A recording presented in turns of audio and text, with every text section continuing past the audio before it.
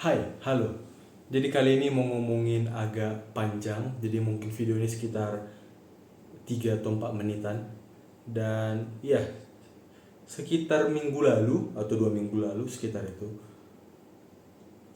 Elon Musk datang ke Indonesia dan menyatakan bahwa mulai beroperasinya Starlink.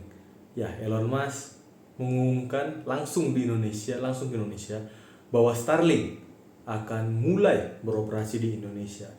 Dan kabar ini disambut baik oleh banyak orang dan terutama netizen-netizen yang beberapa fansnya Elon Musk memang, tapi beberapa juga ada yang nyinyirin, yaitu terkait provider-provider lokal. Maksudnya ya netizen kurang suka sama provider-provider lokal. Dan ada banyak case. Ada mulai dari harganya yang menurut mereka mahal, banyak tuh komen-komen seperti itu.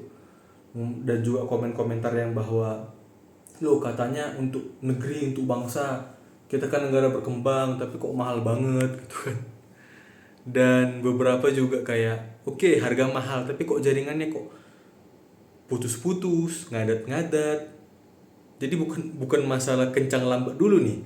Sebelum masuk ke kencang lambat dulu, ngadat-ngadat atau nggak stabil. Jadi kadang kencang banget, kadang lambat banget, kadang kencang banget, kadang lambat banget. Jadi ada banyak hal. Namun aku bisa rangkum menjadi 3 hal. Satu, hidup mati, atau ya mati nyala nyala mati hidup mati mati hidup. Satu. Jadi internetnya ya itu kadang ada, kadang nggak ada, kadang hidup, kadang mati. Lalu kedua itu terkait stabil. Jadi kadang tinggi banget nih, baru tiba-tiba turun, lambat banget. Lalu cepat lagi itu, baru turun banget. Ini kan kadang bikin apa ya, kesel bahagia, itu kan ya gimana gitu, mixed feeling kan gitu. Jadi stabilnya gitu, jadi dia nggak stabil, goyang-goyang gitu.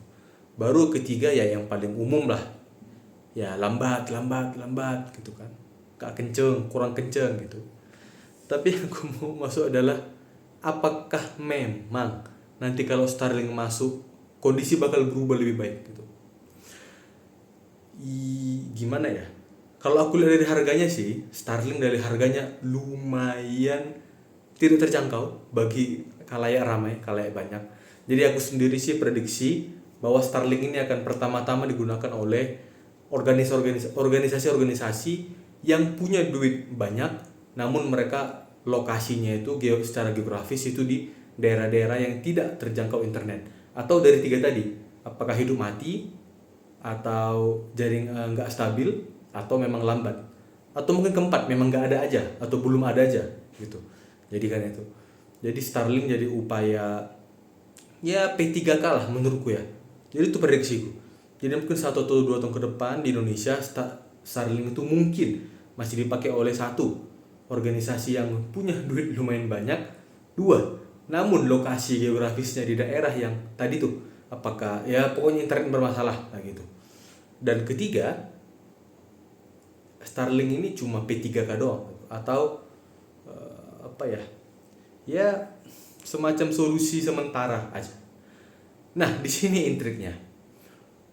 Mungkin kalau keadaan provider lokal begini terus, ya mungkin Starlink bukan hanya lagi menjadi P3K atau solusi sementara, solusi darurat, tapi jadi solusi jangka panjang.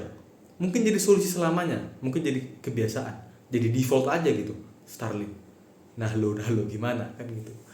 Nah Starlink, ya aku ngefans sama Elon Musk. Dan Starlink itu idenya itu gile banget, gokil, keren. Tapi kalau kita ngomongin hilirisasi industri atau kita ngomongin karya anak bangsa, anak-anak karya anak-anak bangsa Indonesia, Starlink ini kan gimana pun buatan luar negeri gitu kan. Oke lah, Elon Musk mengatakan bahwa dia ingin mendemokratisasi, membebaskan kita one world, satu dunia. Tapi gini loh, Starlink itu gimana pun satelit, yaitu sebuah benda yang ada di luar angkasa, dan untuk ke sana butuh roket. Dan roket yang ke luar angkasa untuk meletakkan satelit, roket yang ke bulan, roket yang ke Mars itu, dan ini Elon Musk yang bilang sendiri ya, itu teknologinya itu 11-12 sama roket untuk ngeluncurin roket balistik atau rudal balistik antar benua, hipersonik, dan ya nuklir. Jadi sharing teknologinya, kalau kita ngomong sharing teknologi ya Indonesia bakal harus jeripaya sendiri kalau memang kita mau ngomongin karya-karya anak-anak bangsa untuk mengimbangi Starlink ya. Dan ya Starlink juga itu kan produk turunannya dari SpaceX, jadi ya Indonesia juga karya-karya anak-anak bangsa juga harus produksi sendiri, harus jeripaya sendiri, harus investasi sendiri. Kenapa? Baik SpaceX atau Starlink itu teknologinya itu sangat erat dengan militer, pertahanan. Dan ya pertahanan sang adidaya superpower pula Amerika Serikat, di United States of America, Pentagon, US Military. Jadi ya jalan panjang lah kalau Indonesia mau menyaingi hal tersebut gitu. Bukan nggak bisa, butuh political will dan butuh investasi jor-joran. Tapi gini nih, kalau kita ngomongin macroeconomic framework gitu, aku mau bilang juga bahwa kudos gitu ke provider lokal dan BUMN dan juga kementerian pemerintahan. Aku nggak mau bilang bahwa nggak ada kemajuan di internet kita. Kita ngomongin 5 tahun lalu, 10 tahun lalu, 15 tahun lalu, 20 tahun lalu ke hari ini, itu perkembangannya pesat. Aku juga nggak suka kalau dibilang nggak ada ya, pemerintah nggak ada kerja, BUMN nggak ada kerja, ada. Cuma apakah bisa lebih cepat ya? Kita semua pengennya sih harus seperti itu kan gitu. Tapi ada, dan gokil sih, gile sih perkembangannya sebenarnya ya. Tapi ya tentu aja dikritisi dengan ya berbagai kasus korupsi yang ada di sekitaran ya sinyal-sinyal atau koneksi atau telekomunikasi ya. Ya tahulah kalian apa yang gue bicarain kan, kasus korupsi, kolusi atau nepotisme yang mana-mana aja itu kan gitu. Viral kok itu. Nah, jadi gimana ya? Lalu balik lagi ke economic framework gitu.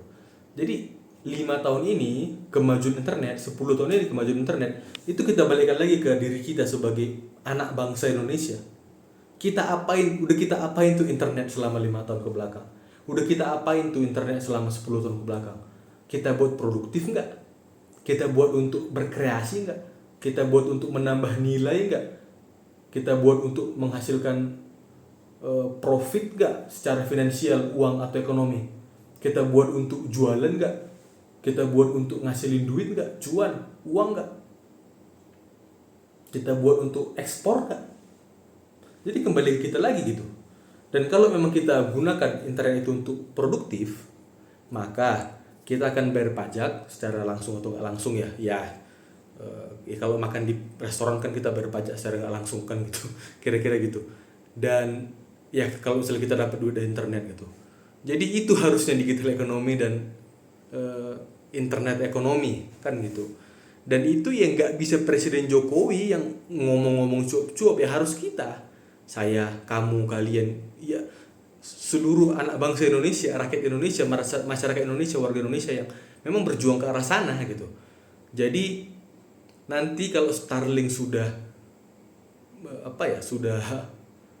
lebih umum di Indonesia, artinya bukan cuma organisasi yang kaya punya banyak duit aja yang pakai Starlink, tapi masyarakat biasa juga ya, mungkin nanti Starlink alatnya bisa dibeli dalam harga ratusan ribu mungkin, dan harga paketnya mungkin ya bisa turun di bawah 500.000 sebulan mungkin kalau itu terjadi. Dan nanti betulan idenya Elon Musk akan terjadi dan mungkin juga di Indonesia terjadi, ya nanti giliran kita gitu, internetnya mau kita apain. Dan ya kita harus buat produktif, kita harus buat berkreasi, dan kalau bisa kita buat ekspor kan, itu kita hasilin cuan, kita hasilin duit kan gitu kira-kira. So ya itu aja kali ini terkait Starlink dan provider lokal dan Elon Musk. See you.